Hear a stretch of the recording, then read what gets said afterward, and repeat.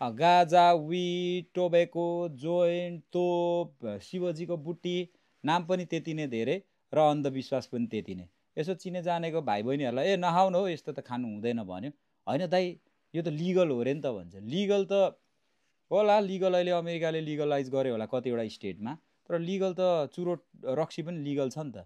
तर हरेक वर्ष चुरोट र रक्सीले त मोर देन 8 मिलियन पिपलको त मृत्यु भइरहेछ नि त। त्यो भएर लिगल हो भन्दामा राम्रो हो भन्ने होइन। अनि दोस्रो चाहिँ अर्को अन्धविश्वास के छ भने यो त नेचुरल हो अरे नि त भन्छ। नेचुरल त टोब्याको पनि नेचुरल हो, त्यो भन्दैमा त्यसले नराम्रो गर्दैन भन्ने हुँदैन है।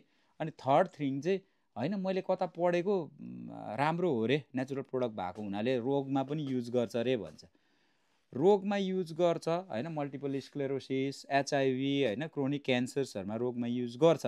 तर त्यो भनेको तपाईँको कन्सन्ट्रेसन मिलाएर कति प्युरिटी हुनुपर्छ त्यो गाँजाको, र एकदमै तपाईँको सुपरभाइज्ड होइन, सुपरभिजनमा होइन, र कन्ट्रोल्ड वेमा दिएर चाहिँ युज गरिन्छ एज अ दबाई होइन। त्यो तपाईँहरूले खाएको जस्तो डङ्की खाएर चाहिँ त्यसरी चाहिँ हुँदैन होइन। अनि कतिजनाले चाहिँ अब के भन्छ भन्दाखेरि यसले त केही पनि गर्दैन अरे भन्ने मैले पढेको भन्छ। पढेको भनेर पत्रिका पढेर हुँदैन क्या, पढेको भनेको रिसर्च बेस्ड हुनु पऱ्यो, मेटा एनालाइसिस हुनु पऱ्यो होइन।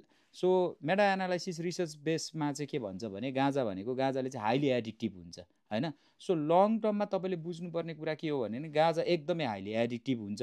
दोस्रो कुरा भनेको यसले एङ्जाइटी गराउन सक्छ, डिप्रेसन गराउन सक्छ, तपाईँलाई साइकोसिस हुनसक्छ।